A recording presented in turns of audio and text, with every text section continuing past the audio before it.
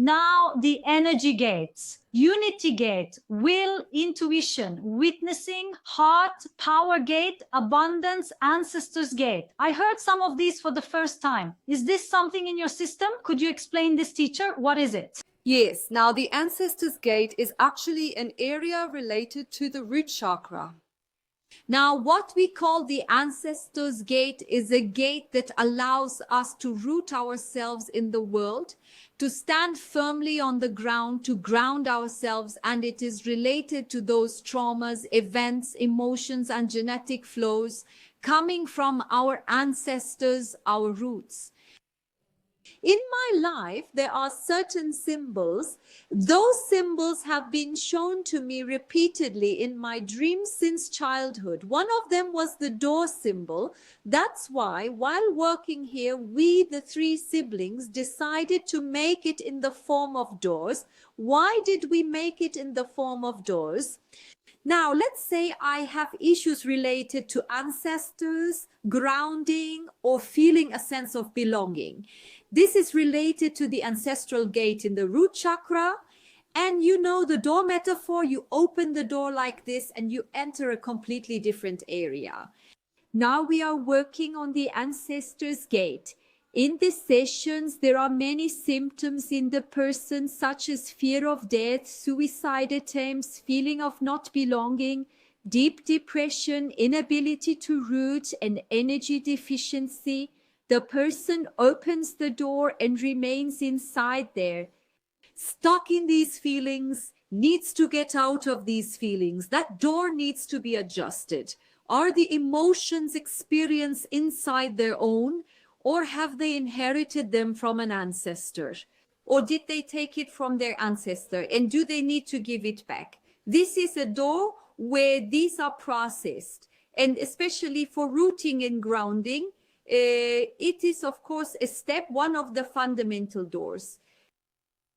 The abundance gate is a gate where our creativity is highly activated, where we can experience our relationships intensely, or it involves topics like earning money, profession, and work. There is a problem with money coming in. Money just doesn't come. We are experiencing a consciousness we call scarcity consciousness.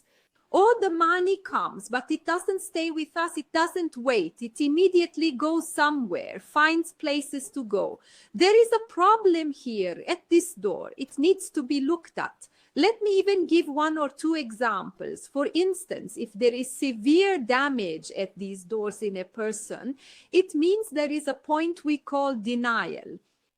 If the person has reached the awareness stage and small hints like, yes, I have such problems, but this is related to my situation, have emerged, it means they have reached the awareness stage and there is damage there. Or the awakening and acceptance stages, which we call the 4 stages of these doors. There are 4 stages at each gate. You mentioned denial, awareness, then acceptance. Awakening, the final acceptance stage. Awakening and acceptance. At the abundance gate, we said there might be an issue with money coming in. By the way, if there's an issue with money coming in, it means you have a problem related to your mother. It means there's a problem in your relationship with your mother. Please, I think everyone should note this. If there is a problem in the relationship with the mother, the flow of money is problematic. Money will not come until the relationship with the mother improves. Okay, the money came, but it doesn't stay with us. The money goes away immediately. A lot of things to spend on come up, expenses arise. Then let's look at your relationship with your father. There is a problem in your relationship with your father. Yes, and of course we need to look at the door to abundance here as well. When there are damages at the gate of abundance, for example, one caught my eye. Of course, we identify these with muscle testing. At which points does the person have damage at the gate of abundance? What emotions do they carry? For instance, let's say hopelessness about the future and the present. This is one that comes up. Or fear of abandonment or seeing others as a burden. Here, while working with the person, we identify them one by one. And when we find these, the person already expresses their surprise and acceptance, like, how could you detect these? How did they come to light? So we also find the damages in the abundance gate and cleanse them with frequencies. Then comes the power gate.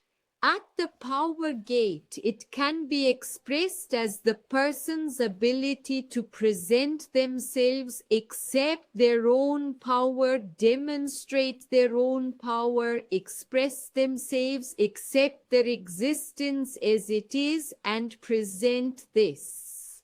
If there is damage here, they have difficulty expressing themselves, they struggle to carry a certain identity and have objections related to their existence. Of course, something is very important here.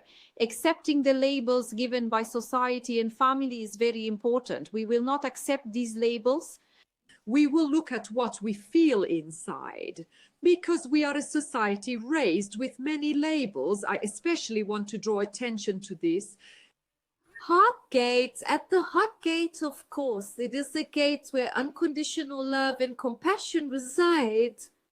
But let's know this, if we are pressuring ourselves like this, if we are filled with anger, if we have feelings of frustration, let's know that our heart gate is damaged. There is trouble there. Maybe it's in the denial stage, maybe in the acceptance stage. We don't know, but there is trouble there. It needs to be looked at.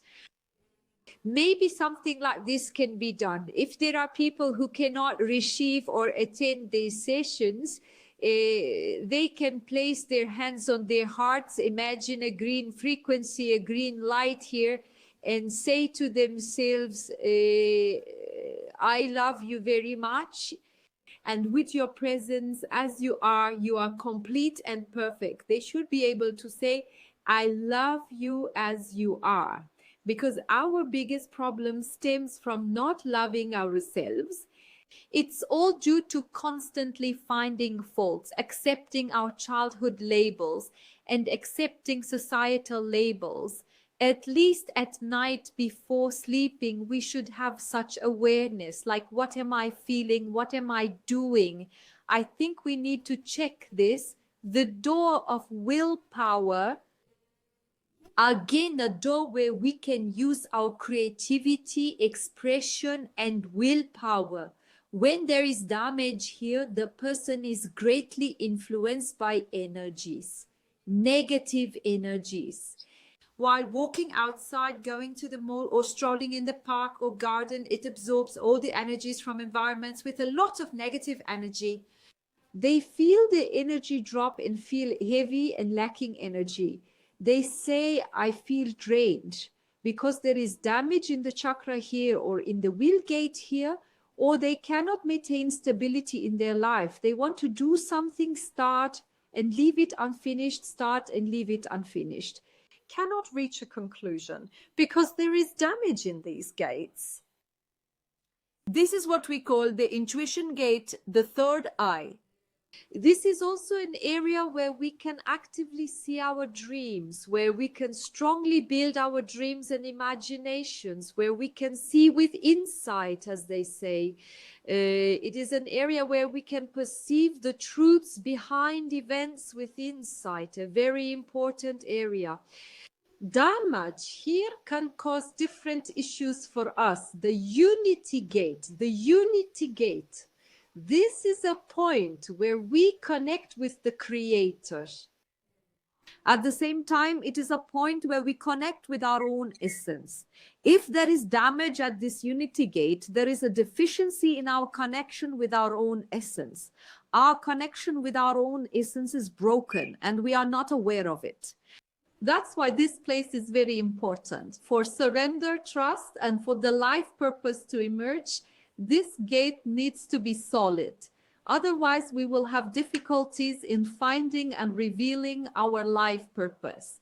So if they are experiencing such problems with these gates, they can identify which of these gates is damaged. After identifying it, at least with their right hand, they can place it on the relevant area. For example, if it's the heart gate, they can place it on the heart gate and send love energy there. If there is damage in the throat, they can place their hands on the throat and imagine sending love there, cleansing and repairing it. That is, they can imagine. Because our subconscious cannot distinguish between imagination and reality. If we imagine something, the subconscious thinks it is real and it starts recording it as real, but it requires repetition. If we do it repeatedly, it accepts it. After accepting it, they change the belief there. They can do this. We also have our witnessing gate, the witnessing gate. Yes, one of the most important points. Why do I say this? We actually came to this world to observe, to witness, to testify. We didn't come to take on anyone's burden, to take it from here and give it there, to meddle. So we didn't come to do these things. What did we come for? To observe our inner selves, to witness, then to witness what happens outside, to know ourselves. The expression, the truth of things, strikes me a lot. What is the truth of things? To see it, to observe it. What is the truth of people, of events? What is the background? We came to see and observe them. The observer effect, of course, is again a feature from quantum. To witness, to testify to what is happening. Now, when we look at people who do not share our beliefs, who do not live our lifestyle, who live very different, contrary lives, or who have many problems, we look at them in various ways. That is somewhat reproachfully, somewhat critically, and so on. But when we observe here, when we remain in the observer part and witness, what do we see? We actually see the truth behind that person. With what mission did they come to this world? What task will they fulfill? We can see that. Or what is the event behind this event? What is its wisdom? Seeing this is what we call the point of the witnessing gate. The witnessing gate in our file shows this. At what point am I? What kind of warning or advice is there for me? Or where am I? It contains information that shows that. This file is important for that reason. Then, as you mentioned at the very beginning, let's say all the chakras, all the gates are fine within themselves. Let's say their damages have been repaired and transformed. So, are they in a state of surrender to the heart, which is the master of the body? Are they in submission, or do they have objections, or is there a disconnection? We also have a process in these studies to find that and repair the disconnection with frequency. We carry that out as well. In short, that's it. Now, a saying of Mevlana came to my mind. Everyone knows it, teacher. You know the door opens as long as you know how to knock. Don't ask when, just know how to stand at the door. With God's permission, we will open these doors. I speak on behalf of myself and my followers together. But should we show a part of this, teacher? You know, you said touch those places.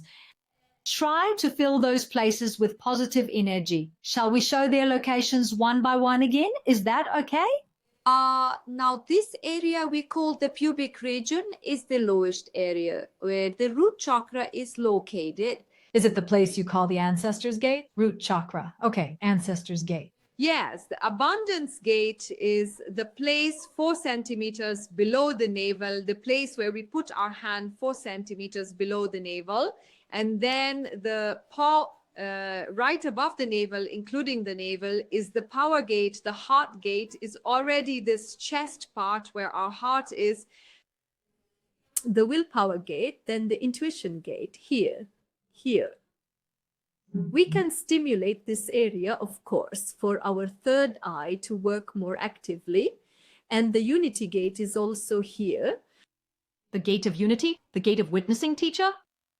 The witness gate is an area between the heart and the throat. I can show it like this, an area like this. It is the area between our heart and our throat. Now, you know, they used to call it the faith board. Yes, you took the words right out of my mouth. I was going to say that. The place they call the faith board is also where the thymus gland is. For example, we tap here to boost our immune system. This area increases T lymphocytes, supports the immune system. This is also the area we call the witness gate. Now, from the features you mentioned, I said, here's my problem. For example, I said, I have an issue with my intuition gate. Should I touch here and think about how it turns positive? What should I do? Yes, let it turn Should I heal? positive, just like this. Intend and imagine with our right hand that we are giving healing here. Even imagine the healing energy in our hand. Imagine it flowing here. And let's say that I intend for this place to be cleansed and healed. Now, setting an intention is something that initiates the process. So let's set our intention. Let's say I intend for it to work in balance. If we can't do anything else, we can do these. I really want to emphasize this. There is a problem. We all have very big problems in our lives. Some appear small, some appear large, but the wound inside, everyone will hurt them equally. Now, please, I mean, my wound is bigger. I can't cope with this. I don't have the means. I'm helpless. Please, let's leave these sentences. I mean, they won't believe the miracles they will experience, just like you. You know, you also said, I experienced a miracle as long as they intend. Let them say, I intend to live a happier, more peaceful life.